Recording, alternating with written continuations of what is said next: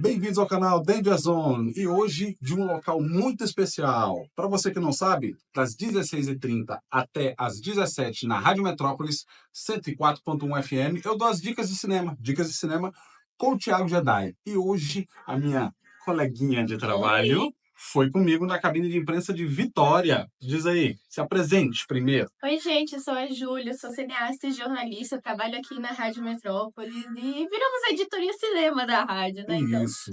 Hoje, de uma forma especial, vamos falar de cinema nacional, filme Vitória, Fernanda Montenegro, Monstro, mas daqui a pouquinho a gente vai falar.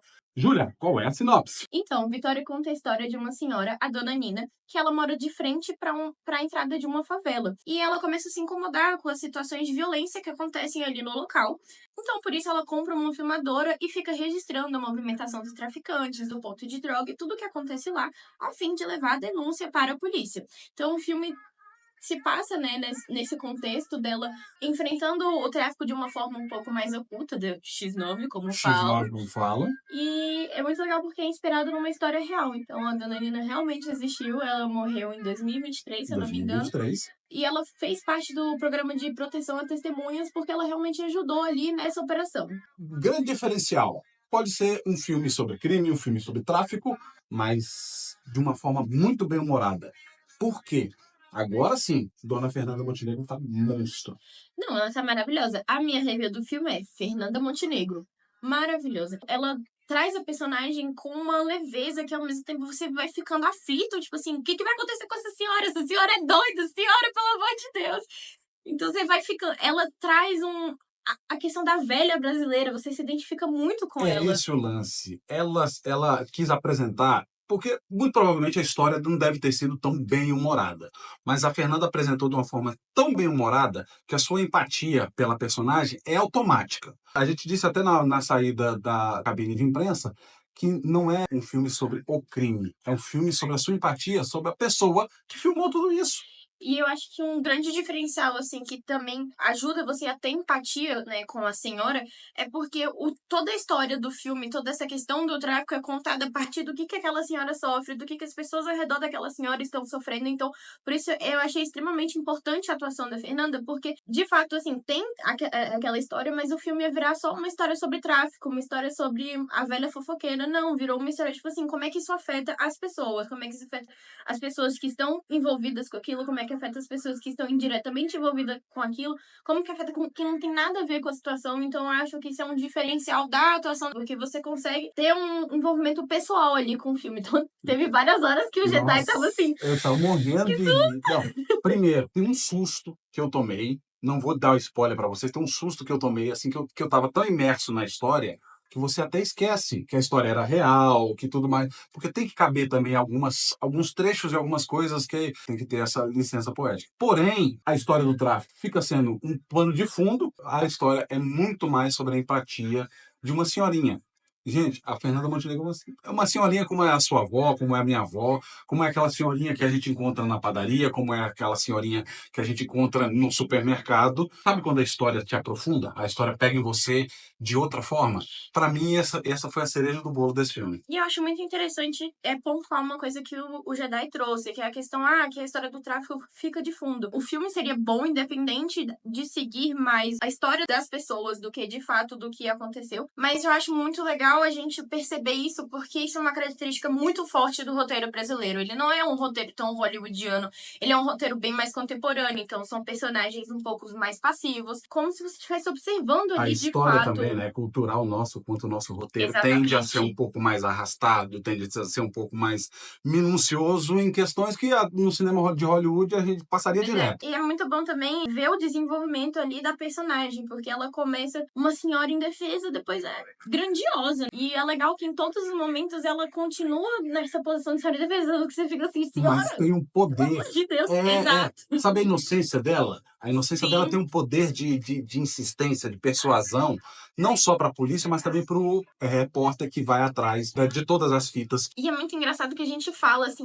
porque ela lembrou muito a velha brasileira, porque é isso, tipo assim, é a velha que não trazia desacato não pra dentro de casa. Ela É um falava, filme ela cotidiano. enfrentava. Dessas que você, mas mais um sobre criminalidade? Não, mas é a abordagem da Fernanda Montenegro que faz o diferencial. É muito engraçado, tem vários momentos do filme que você ri, você tem uma descontração por conta da velha, assim, fica, velho, que velha doida. É louca, sabe, coisas assim que você fala assim, não, eu não ia. Mas isso ocorre porque você já está imerso na história. O tato ali da direção ficou muito legal, porque ele consegue, o Andrusha, né, inclusive o genro da Fernanda Montenegro, ele Tudo em consegue... casa. Tudo em casa, a família, né, pô, ótima ali.